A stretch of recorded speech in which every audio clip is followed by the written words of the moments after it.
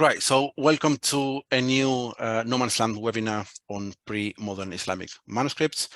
My name, for those who don't know, is Bruno de Nicola, and I'm the PI in the project No Man's Land, based here at the Institute of Iranian Studies of the Austrian Academy of Sciences in Vienna, Austria. Quickly, I remind you about the procedures and the practicalities of the webinar. As we do every month, we will have a talk of our speaker for around 45 minutes, followed by questions and answers. We will record the talk that we will upload in the next few days to our website, but we will not record the question and answers. So we will stop the recording after the talk, and then we proceed to the Q&A. So to participate in the Q&A, you can post your question or comment in the chat, or there is also the option of the Q&A section at the bottom of your screen where you can post your question or comment. Alternative, if you want as well, you can raise your virtual hands and I can put you into the screen and you can verbalize your question directly to the speaker if you want as well. So you have these three options to participate. Right, so today I'm very happy to introduce Dr. Tanvir Ahmed. Tanvir graduated from Brown University in 2021 with a thesis that looked at rebellion and popular resistance, especially among Sufi leaders and Sufi circles in the medieval Persianate Islam. Since then, he has been a postdoctoral fellow here at the No Man's Land project in Vienna until this particular month when he has accepted a new position in the US. So unfortunately, it's a pity that he's leaving us, officially at least, but we are very grateful, Tanvir, for these years and the work you put the last 2 years with us. And I'm sure we will keep collaborations open and the flow of academic collaborations on will continue so in the future. Today, sort of as his last dance for the project, Tanvir will speak about peculiarity as historiographical methodology in a medieval Islamic manuscript. Tanvir, the floor is yours when you're ready. Thank you so much, Bruno. I really appreciate the introduction. It is a bittersweet one, given the recent news, but I am very happy to be here with you all today. And thanks so much to you again for organizing all of this. I'm going to just jump into it and start sharing the screen. Okay, so strange times in the city of Herat.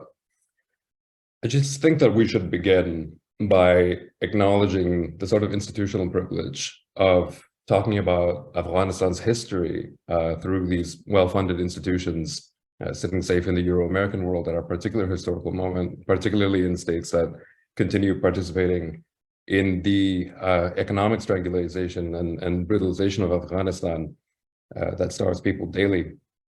So alongside the other ways in which we can agitate against the situation from within our respective institutions, I think that the absolute very least that can be done is to continue engaging with scholarship in Afghanistan and works that are written by Afghan scholars. So here I just wanted to list a couple of works about pre-modern Herat specifically. So we have Fikri Seljuki's work. It's not exactly recent, but as Tārīkh-i Hirāt about Gazargah, the neighborhood in Herat. A couple of more recent works like Abdul Karim Tabibi's Shugufani Herat, Dar Asra Timurian, Baram Sarwar Hamayun's Herat Dat Mirianu Batauraki, and Ali Ahmed Naimi's Surat Irano Khoshnawi Sara Herat, Dar Asra Timurian. And there are many more works like this that are relatively easily available. So also before beginning the talk, I should note that one very brief part of this presentation will touch on a topic of sexual violence. And as such, I'll provide a second warning about that right before we approach the topic. So with that all said, let's get into the matter for today. So the thumbnails on this slide are from a popular American television program called Last Week Tonight, which is currently in the 10th year of its run. Each episode of Last Week Tonight focuses on a topic of imminent societal concern, which significantly is presumed to require some form of in-depth explanation. The topics, as you can see over here, branch across subject fields, but they're actually bound together attitudinally. Things are not as they should be, and here are prescriptions to start fixing them. Thus, the topics of Last Week Tonight do not necessarily mark the going-ons of historical change, but rather they index the conversations around topics of historical and societal import. Now, if we take a historiographical look at these few thumbnails from Last Week Tonight, it also shows us an interesting way of organizing the local American past. It presents a different view of the past than, for example, a high school textbook might, or a widely read newspaper, a bureaucratic record from a government office, a scholarly monograph, or a tour guide's narrative, right? These are all different ways of presenting an image of what the American past might look like. But if we were to center a narrative of American history on last week tonight, what we might see is a world in which shifts in political fortune are indexed to socio-cultural patterns instead of the other way around. So, what does last week tonight have to do with medieval Herat? The answer lies in the spectrum of attitudes towards the past that we might ourselves have, which is also a conversation about present historiographical practice. Despite a multiplicity of anchor points for historical narrative as a field, the study of medieval Islamic past is still often organized with primary reference to royalist and imperialist time. By this, I mean that both in teaching and scholarship, we have often been comfortable structuring the past through dynastic change. For example, we might speak of Islamic history as a sort of universal object in which we enter a progression through the prophetic and then the Rashidun, the Umayyad, the Abbasid, Mongol, Timurid, Mughal, British, national, etc., periods until we reach the present day. And this approach actually presumes a certain fixity to these terms, which ignores the ways in which they are all highly mutable and significant outside of the usual presumed contexts, right? So for example, something called Mongol history exists and matters just as much in 19th century South Asia and 20th century Central Asia as it does in 13th century Iran. Even more importantly for our purposes here, the overwhelming reliance upon this sort of ontologically solid dynastic time reifies visions of the past, which are ideological constructs put forward by mainly two camps. One, political elites in the Muslim world who wrote chronicle histories upon which we are reliant to write about the past, and B, colonial constructions of knowledge, which drew upon those specific elitist visions to construct a sort of orthodox, singular, universal Islamic history, the progression of which we've already detailed earlier. And the cost of reifying those visions is the diversity of other historical perspectives and visions in Muslim societies. So the most substantive critique of this that is around to date is actually Shahzad Bashir's new vision for Islamic past and futures. I put up a thumbnail and highly encourage everybody to go explore it. It's free on the web. And there's a lot more to be said about that topic there. But for today, let's move on to the specific problem and walk through it when it comes to the modern histories of pre-modern Herat. So the example that I've given here is actually from a popular academic reference site, which many of you may be familiar with it. It is Encyclopedia Iranica. The article here was first published in 2003. Now, this vision of Herat basically takes a city and then divides it among the histories of different periods. So we move through these different sort of dynastic progressions, which are all interrupted by certain conquests, right? So these are presumed to be interruptive moments. So the Achaemenid and Alexandrian, Sasanian period goes up through the Arab conquest, right? And then we restart the cycle from the Umayyads to the Abbasids, Tahirids, Safarids, Samanids, Ghaznavids, Ghurids to the Mongol invasion. Then we go to the Kartids, Timurids, Shibanids, Safavids, and then the Afghans show up, and then the Afsharids, but then it reverts to the Afghan state, and we see speaking about history in the medieval period, right? Now, as is noted over here, the pre-modern history of Herat is basically tied off by referring to Afghan rule in Herat, which quote-unquote exiled Herat to outside the frontiers of Persia. Now that exile enables its recapture by Nadir Shah Afshar, and then its failed attempts at recovery later on in the 19th century by the Qajar. So the word used is recovery. And if we analyze this framework, what we have are specific and very imperial presumptions, right? The major actors throughout the story are largely kings, princes, generals, viziers, so on and so forth. But more troublingly, since the framework relies upon dynastic time, it renders a portrait of multiple periods of imperial civilization, which are interrupted by repeated waves of tribal conquest or barbarian conquest. So the entire enterprise of organizing history like this, when you present it in this fashion, rests on the crux of a civility-barbarism dichotomy, which has long been a vantage point of governance. What I want to do is look at this one particular manuscript which we have before us today in order to see what other ways of organizing the past might be available, not only to us right now, but actually like from folks in the past who were concerned with historiography and very much conscious of the problems of how to organize time. So before getting into the contents of the manuscript itself, let's speak briefly about the source, which is a single medieval Persian language manuscript. It is highly fragmentary. We know almost nothing about where the manuscript was before its appearance in an antique shop in Yazd in recent years. The most thorough contemporary comments have been made in Iran by the scholars who came across this. So these are Muhammad Hassan Mir Hosseini, Muhammad Reza, Abu Mehrezi, and Iraj Afshar. And through their study, they've attributed the manuscript to one Shaykh Abdurrahman ibn Abdul Jabbar Fahmi-Harawi, who died around 1151 Gregorian. Now, this figure Fahmi was a historian relatively known to other historians of Herat in the pre-modern period. So we see citations in the works of Saifi Harawi and Zamjes Fazari, whose names are more recognizable to us today because their works are more widely extant.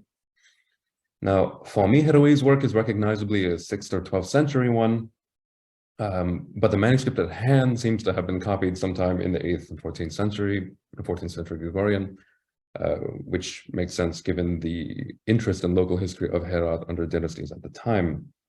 It's a highly fragmentary manuscript. It's missing most of the presumed chapters, including the beginning and end of the text. What we actually have here are parts of chapter 4, which is on the conditions of the princes and kings who ruled Herat and Khorasan. And then chapter 5 on the rare happenings in the city of Herat. And then a brief part of chapter 6, the beginning of it, an account of Herat's virtues and noble characteristics. So today we're going to be focusing on chapter 5 alone and its presentation of history as a string of singular or rare events. And I was drawn to this chapter not only because of the intriguing possibilities of using singularity or rarity or peculiarity as a historiographical principle, but also because the author's conscious distinction between these rare happenings and the preceding chapter on princes and kings. So this indicates to me that we are not only dealing with a different set of events, but a different mode of conceptualizing historical time, not unlike the difference between a standard political history of the United States and watching the show Last Week Tonight. Similarly to the latter, this chapter 5 largely deals with matters of social import, in contradistinction to the high political kind of sphere of kings and princes, viziers, governors, and other such figures. The latter are present in this history, but in another commonality with a show like Last Week Tonight, their lives are indexed to broader social patterns instead of the other way around. What I mean to say by this is that the subject of history here in chapter 5 is not, for example, the king Mahmud Ghaznawi, but rather it's an event which took place in Herat in which Mahmud Ghaznawi may be implicated. Okay. So here we have a summary of chapter 5's contents by headings for each discrete event.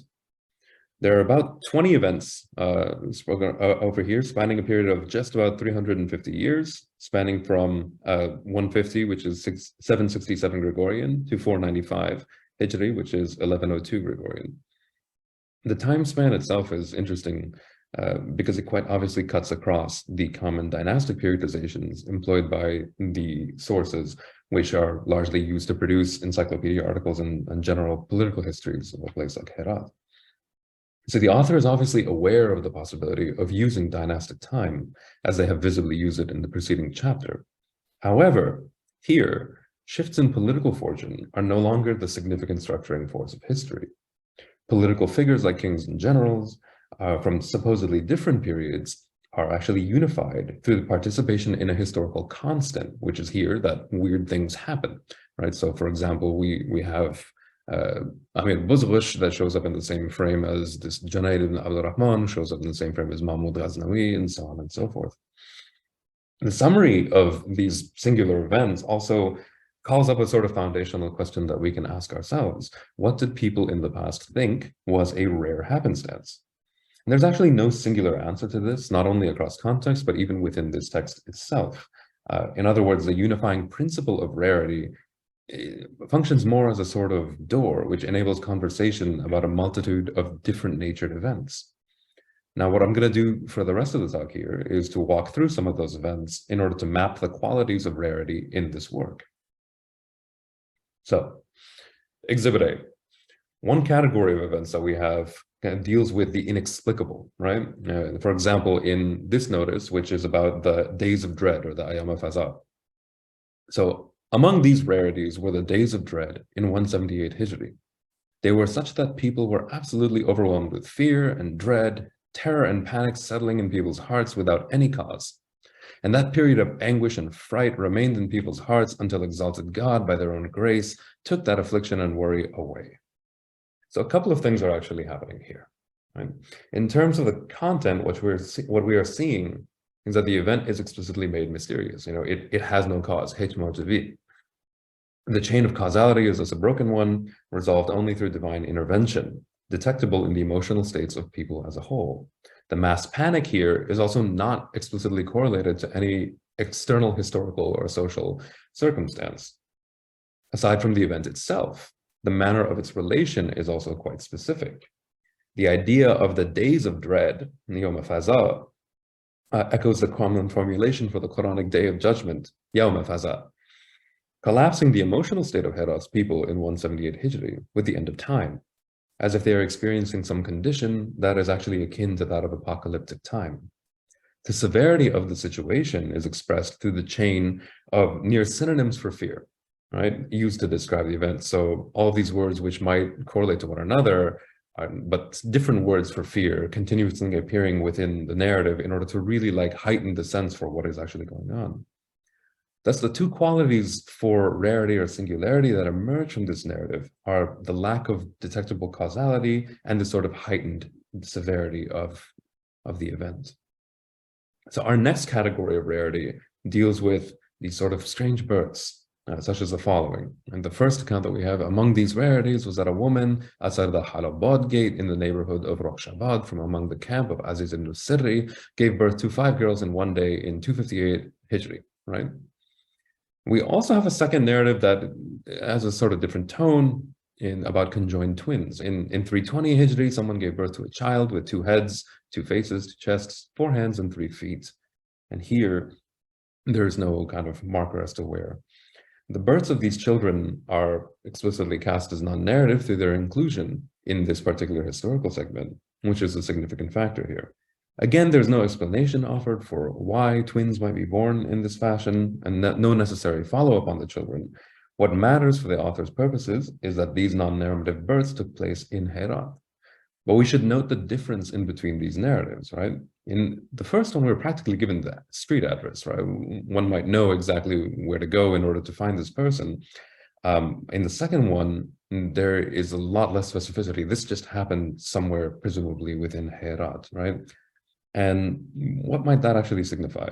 Perhaps it's simply a difference in available information by the time the historian is writing, but I think it might also signify a need to be more circumspect around the birth of conjoined twins out of respect for the privacy of the family, or other possibilities that mark a form of attitude towards what the birth of different kinds of twins might be. So third type of rarity, one of the most recurrent themes in the chapter actually, is economic hardship. Its prices going up. This often manifests at times when in the marketplaces prices skyrocket to an absurd rate. So for example, we have in the famine of 218 Hijri results in 1 kharwar of grain going for 400 dirhams.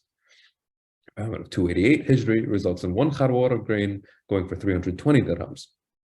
And in this relation we have, and the governor of Herat at the time was Muharriz ibn al-Ahnaf, deputy of Ahmed ibn al-Abbas, right? So the inclusion of the governor's name in the second account is worth dwelling on. The time has already been specified through the calendrical date, so why is there a need to include the name of the governor at the time? My suspicion is that this is actually an implicit critique. The governor is supposed to be the one that ensures the market runs smoothly, did not do so, prices have reached a certain point, and this is ridiculous.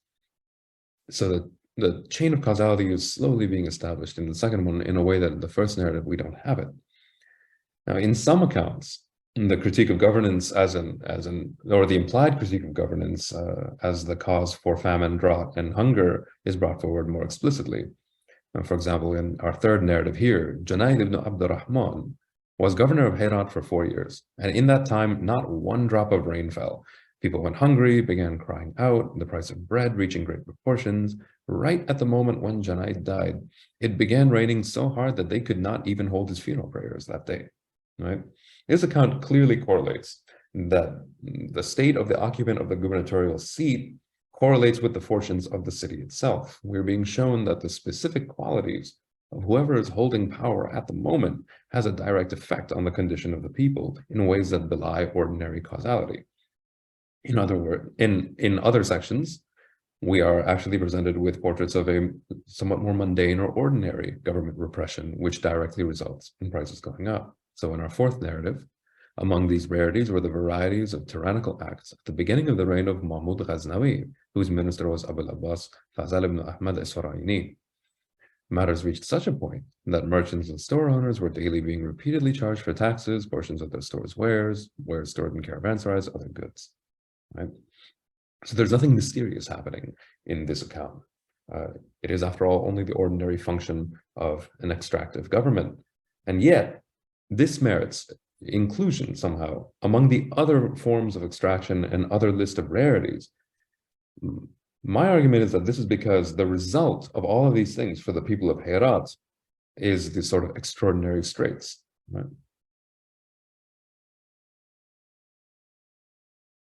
The processes of corruption are also included within this history, right? Corruption as something which is historically rare. In this account, among the rare happenings in Herat, is that related to Muhammad ibn Sa'id, the Qazi of Herat, at the time of the Caliph Ma'mun. At the time, there was a group of Arabs in Herat who used to oppress the Muslims. Muhammad ibn Sa'id commanded them to follow the law in lieu of oppression, warning them. The governor of Herat at the time, Ahmed ibn Khalid ibn Hamad, appointed by Abdullah ibn Tahir, happened to be an Arab of the same tribe.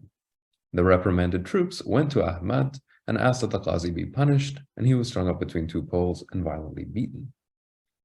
So here we're given a portrait of blatant corruption. Kinship ties facilitate ongoing social harm, which is rooted in the actions of governing bodies. The group of Arabs here are not specified to be soldiers or any other kind of elite, but they are clearly connected to power in such a way that they have no reason to fear repercussions.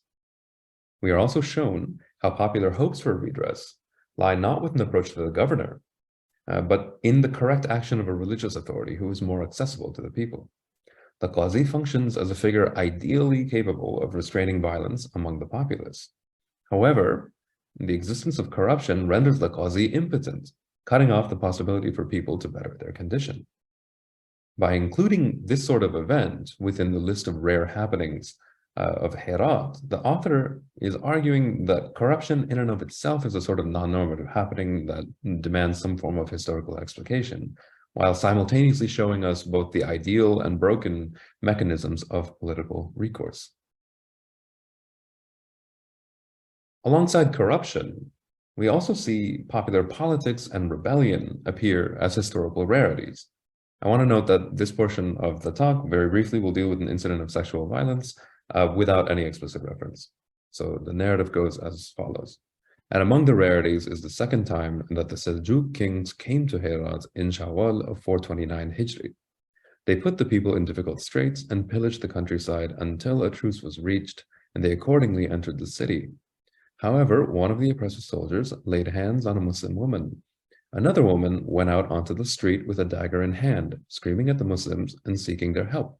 A great revolt broke out, with more than 1,000 Turkmen soldiers being killed, and the princes of the city had to flee. So, why does an account of an uprising belong in a history of rare happenings? There are multiple dimensions that we can consider. One is that the act of violence itself that triggers the revolt is considered a violation beyond the already punishing norms of warfare detailed in the narrative, and it demands a sort of immediate retort. And this would make sense, especially alongside very similar reports about the inception of rebellion in other contexts, such as Sistan, Sabzawar, Kandahar, that all relate to similar events. Another angle, however, is the directionality of the rebellion. It springs here from the actions of an unnamed woman from among the people of Herat, who both promulgates news of violence and then figures into the narrative of revolt, And she affects a sort of public performance within this narrative, right? Coming into the street with a knife held high. It's an integral part of the rebellion's inception. So image, narrative, and future action are all being combined in that moment. Now, most medieval authors, and many scholars today along with them, usually do not consider the roots of political happening to lie in such collapsed moments, like on a random street in Herat. But in this one, however, I think the author is clearly telling us this is the case for this rebellion. Finally, I think the outcome of the rebellion also makes it stand out, namely that it is successful. The civilian populace is capable of vanquishing the army, and that had only recently subjugated the entire countryside and the city itself. And furthermore, the leaders of the city were actually forced to abandon the seat of governance. Now, many students of rebellion would note that this is not actually the most common outcome for these sorts of popular uprisings. So the way in which things fell out in Herat in the year 429 Hijri might have something to do with the event's inclusion here. We're also shown rebellion through a mirror darkly, so to speak, in the activities of groups coded as heretics. So the opening event actually for this section is, and among the rare happenings was the appearance of the Laghirian, who were followers of Ustasis. There were about 300,000 of them. Daud al-Bahili, governor of Herat, appointed by the Caliph Mansur, set out after them, but they besieged him in the city from Shaban to Zulqa'dah of 150 Hijri. Right? So this is one particular incident which is relatively isolated within the history, but the more consistent concern for the author of this history was actually the activities of Ismaili Muslims, right? So we have multiple narratives along the lines of the following. From among the rarities was the killing of the Imam Abu Ishaq Ibrahim ibn Muhammad ibn Sahal al-Shahid, may God have mercy on him. And this was blamed on someone from among the Qarmatis, a branch of the Ismailis, in 356 Hijri. And the most dramatic of all of these events is an extended episode in the text, which details the fallout from the following event. So among all these events was a time in which the Ismailis came to power in Herat, may God abase them, for the following reason. Barkiyauruk ibn Malik Shah, may God have mercy on him, came to Herat at the beginning of 491 Hijri, and he put the reins of kingship in the hands of Majd al-Mulk Abu al-Fazl As'ad ibn Muhammad ibn Musa al-Musafi al-Ghummi, and Amir Habashi al-Tunsaq. Gave tax collection to Amid al-Dawla Mansur ibn Muhammad al-Jud al-Baqani, and made Amid ibn Ahmed al-Qutwal Castellan of Shamiran. And the story goes that all these people were untrustworthy followers of the Batini creed, right? So the concern here is not with the finer points of speculative theology or heresiology. The heterodoxy of the Laghirs and the Ismailis is already presumed by both the author and the intended audience. Rather, the main point of concern is that there are these particular points in time in which it seems that Sunni Muslims might lose political supremacy. And given what we have already been shown about the presumed correlation between the person who's sitting in power and the condition of the people, this is not only a political concern, but a social and theological one, right? The threat of actually becoming something other than a Sunni Muslim. It's always live, and it's something very dangerous, and it's being singled out as strange and disturbing, and that's why these narratives have to be brought repeatedly to the fore. Finally, our chapter also evinces a certain concern with unusual temporalities in the local history of Herat, which have to do with marvels, right? Ajaib. So among the marvels of the world was the fort of Shamiran, said to be the first edifice built and inhabited after the deluge of Prophet Noah. Every governor of Herat from past religions and the religion of Islam contributed in each age to its fortification and strengthening, until blood was spilled in it unjustly, and exalted God took vengeance on that mountain holdfast. When Amir Bozghosh came to power in Herat by order of the king, he had it ruined in 498 Hijri.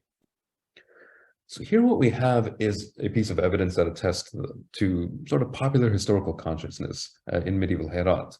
The city itself is tied into Islamic prophetic time through the fort's foundation, which also serves to give it pride of place in a more universal world history, the first construction after the second flourishing of humankind.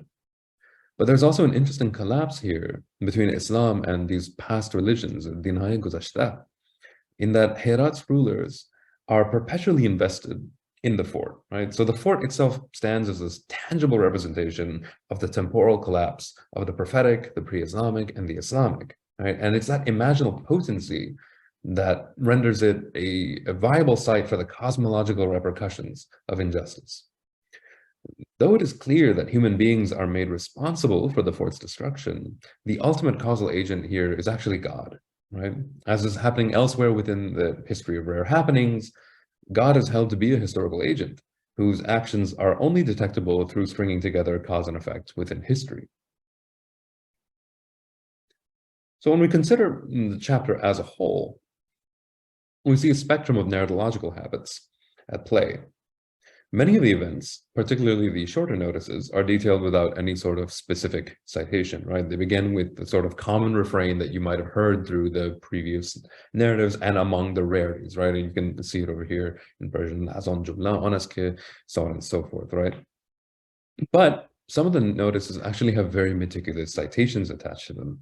So you might find one that says, I heard it like this from the Qazi al-Quzad, Abu al-Ala, Sayyid ibn Sayyar, may God have mercy on him. He said, I saw it written down by Shaykh Abu Ahmed, Hamza, so on and so forth. Or here, like the situation was such that, Abdullah ibn Malik said it was. These citations actually do show up periodically, particularly within the longer notices in the history. Some of the events are very specific in their locality. If we remember, for example, the quintuplet girls born in this particular neighborhood, in this camp in Rojava, so on and so forth. Others intersect with broad historical happenings, like the movement of Ustasis, which is a movement that is attested to in chronicles being written in the caliphal capital of Baghdad at the exact same time. So with such a range of topics and narratological methods, what brings all of this together? The answer is actually implicit in everything that we have spoken about thus far. The subject about the subject of each of these events, which is the people of Herat. In other words, all of these events which explicitly affect ordinary folk, right? Kings and governors and viziers have shown up, and they're shown to be causal agents. But crucially, we are not concerned with their careers, but rather what happens to people underneath them. The movement of history in this chapter is thus one that runs counter to the top-down approach of dynastic time. And it is not to say that our author ignores dynastic time altogether. We have to remember that the prior chapter is actually structured by it. Rather, what is happening here is a display of the different possible temporalities. The historical ethos is one in which different subjects actually demand different historiographical frameworks in order to be accommodated to historical enterprise. We are effectively being shown that if one wishes to write a history in which the people of Herat are the main focus, we cannot do so using the same methods as scholars who would detail the lives of kings. And simultaneously, we are also being shown that the logics of rarity and singularity and peculiarity do not work well with dynastic history. If the interest is actually in trying to figure out what is a peculiar event and where do they happen, one has to look elsewhere beyond the court. So here we have a sort of list of the different natures of peculiar events that we detailed thus far. When you look at this, what emerges for me is not only a list of things that happened in different moments in time, but actually just things that one might recognize as peculiar. So we might look in our own societies today at all of these things that are happening and go, well, much of this is happening simultaneously, right? It's not that one year there's an inexplicable happening, one year there's high prices, one year there's corruption. Oftentimes there are high prices and corruption and rebellion and heresy and marvels all happening at the exact same time, right? So the purpose of a chapter like this is very much to, I think, condition the way in which we understand what is peculiar within time so that we recognize it. But peculiarity may be a stronger constant than the chapter initially leads us to believe. If chroniclers of ruling sovereigns and their families attempt to place order on space and time and make events discrete, the existence of peculiar events and rare happenings makes it impossible to corral time in the same way, precisely because the attitudes continue to bleed over into our present constantly. Some of these happenstances have traceable causes, others are completely mysterious and can only be understood as the functions of some divine force. But in either case, when peculiarity is taken on as a prime historiographical consideration, time itself becomes unstructured in that collapsible way. The most that one can do is to follow these peculiar events through the places in which it can be detected, and those places invariably involve the people and not the royal court. So I'm going to stop my share for a moment while I give the concluding remarks.